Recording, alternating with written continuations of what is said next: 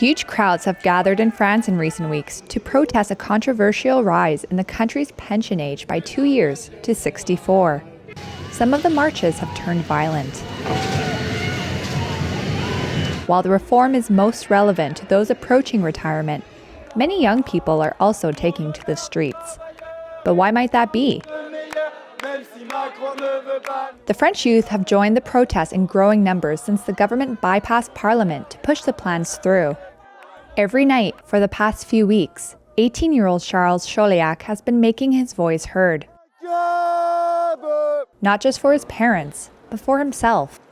I am against this reform, simply because I have two parents who are killing themselves at work and damaging their health, and I don't want to see them die at work. My father, he works every day. He gets up to get on the tarmac at Charles de Gaulle Airport at 5 a.m. to load the planes. I find it difficult to imagine myself at 64 getting up at 3 a.m. Chauliac is part of groups started by university students to organize unauthorized demonstrations, which are usually carried out in the evenings.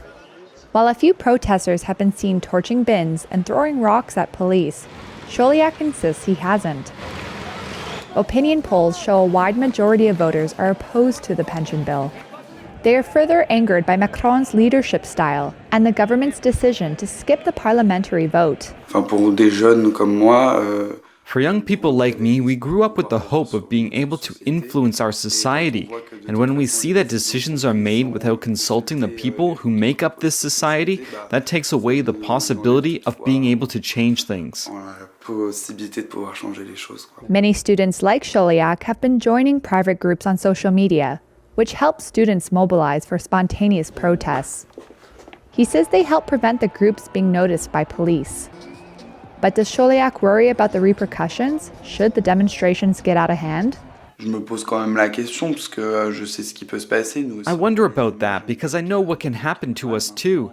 We see the images and we see what happens to fellow protesters, but that wouldn't prevent me from demonstrating because I'm so outraged that it surpasses potentially endangering myself. Macron recently said he would press ahead with the reforms. Unions have called for regional action and the continuation of nationwide strikes and protests.